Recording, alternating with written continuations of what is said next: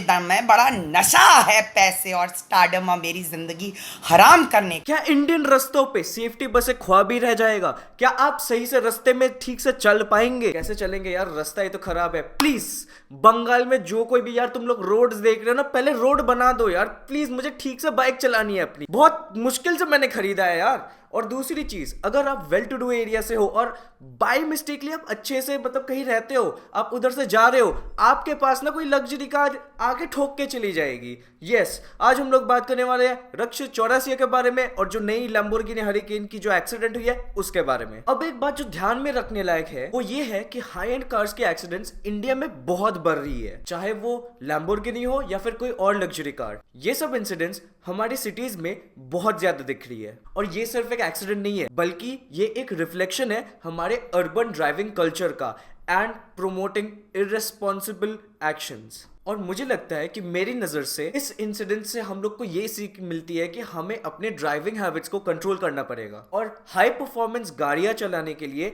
Strict training and traffic rule का adherence follow करना पड़ेगा। और यहाँ पे यार नोएडा वाले केस में एलिजिडली जो बंदा था वो तो भाई गाड़ी का स्पीड चेक कर रहा था। मेरा एक ही सवाल है, आपको क्या बस मतलब क्राउडेड एरिया में आपको गाड़ी का स्पोर्ट्स कार आपको क्या तभी उधर ही चेक करना था जहाँ पे पूरा क्राउडेड एरिया है? दिल्ली में इतने सारे रास्ते हैं, बड़े बड़े रास्ते हैं, आप उधर भी तो चेक कर सकते थे जहाँ पे ज्यादा लोग नहीं रहते विसिनिटी में, आप वो भी तो कर सकते थे। आपने यहाँ पे 4 लोग ठोक दिए भाई, वहां से दोनों की जाने चली गई और बाकी लोग इंजर्ड हो गए, पड़े हुए हैं भाई अस्पताल में। Is this right? Is this right at all? मेरे नजर में इस इंसिडेंट से हम लोग को समझ में आता है कि हमें अपने ड्राइविंग हैबिट्स पर कंट्रोल रखना पड़ेगा। हाई परफॉर्मेंस गाड़ियों के लिए strict training and adherence to traffic rules बहुत ही इंपॉर्टेंट है। तो अभी आते हम लोग नेक्स्ट केस पे। नेक्स्ट केस है रक्षित चौरासिया के बारे में। यस, अनदर राउंड वाले के बारे में। Another round! Another round! Another round! Another round!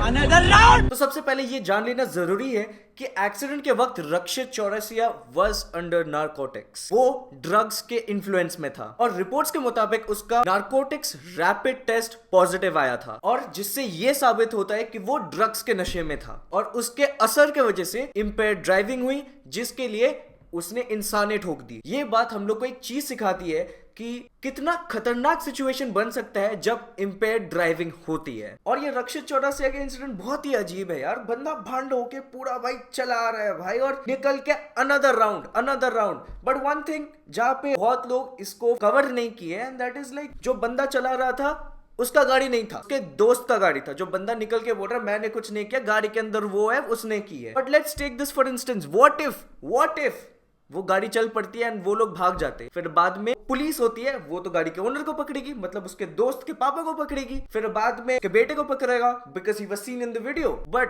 अब अगर देखते कि अगर वैसा जाता तो भाई मेन बंदा पकड़ा नहीं जाता, वो दूसरा वाला बंदा पकड़ा जाता जो भाग गया था। And let me bring it to your eyes, अगर वो उधर से भागा इस सीन से, उसके साइड से, तो ठीक किया है भाई। होना चाहिए रक्षित चौरासिया का पब्लिक धुलाई, दिस इज फॉर सर्टेन होनी चाहिए। If it went around another way तो भाई जो मेन कल्प्रेट है, अक्यूज्ड है, वो नहीं पकड़ा जाता भाई, क्योंकि हिट से हो जाता।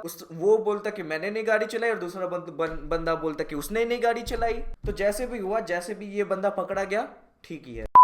अब इन्वेस्टिगेशन की तरफ आते हैं। पुलिस ने उसके ब्लड सैंपल्स ली थी और उसे फोरेंसिक लैब में भेज दिया गया था और इन लैब टेस्ट से पता चलता है कि उसका ब्लड अल्कोहल लेवल या फिर ड्रग्स जो ब्लड में था वो कितना था, जिससे कि समझ सके कि वो इम्पेयर्ड ड्राइविंग की थी कि नहीं की थी। और ये रिजल्ट्स जो है, ये रिजल्ट्स बहुत ही इंपॉर्टेंट है क्योंकि इनसे फ्यूचर में लीगल एक्शन और केसेस की क्लैरिटी मिल सकती है। और आजकल हम लोग फोरेंसिक्स पे रिलाई कर सकते हैं जानने के लिए कि वो कोई आदमी ड्रग इन्फ्लुएंस में था कि नहीं था, और प्रोसेस में थोड़ी ट्रांसपेरेंसी लाती है। But there is a catch, ये सब कोर्ट में एडमिसिबल नहीं होती है। And yes, the irony in the situation, he was a law student just like me. Look at my code of civil procedure. Yes, I am a law student as well. ये एक बहुत बड़ा point था जो रक्षित चौरासिया के case में highlight हुआ था। और दोस्तों भाई क्या आयरनी है, रक्षित चौरासिया एक लॉ स्टूडेंट और बिजनेसमैन का बेटा, लेकिन ऐसा लगता है कि ये लीगल डिग्री और डैडी का बिजनेस कनेक्शन ही उसकी जान बचा लेगी। मतलब आजकल कोर्ट में सबूत से ज्यादा तो बैकग्राउंड मैटर करता है। लॉ की डिग्री लेकर अब वो अपने ही केस में डिफेंस लॉयर बन जाएगा अगर केस लंबी चली तो। और अगर बिजनेस फैमिली का सपोर्ट देगी तो जज भी बोलेगा यार केस तो भैया सॉल्व्ड है, आप बस 2-3 ऐसे लिख के चले जाओ। अब हम लोग क्या ही कर सकते हैं, पैसा और पेडिग्री ये दोनों का जो मैजिक जो सर पे चढ़ता है ना, ऐसे में पब्लिक को भी ये सोचना चाहिए कि भाई लॉ का डिग्री है, हाई सोसाइटी है, इसका इमेज ही चेंज हो जाएगा बाद में। देखना कैसे कुछ दिनों में लोग भूल जाएंगे ये दोनों स्टोरीज जो मैं आपके सामने ला रहा हूं। और अगर आपके पास ऐसी बैकग्राउंड है और आप ऐसी डिग्री कर रहे हो तो आपको भैया थोड़ी तो स्पेशल ट्रीटमेंट मिलेगी ही मिलेगी। और अभी जो जुडिशियरी पे आ रही है आप तो भाई क्लियर कट बच जाओगे। और एक्सीडेंट के तुरंत बाद चौरासिया के स्टेटमेंट्स बहुत ही अजीब थे।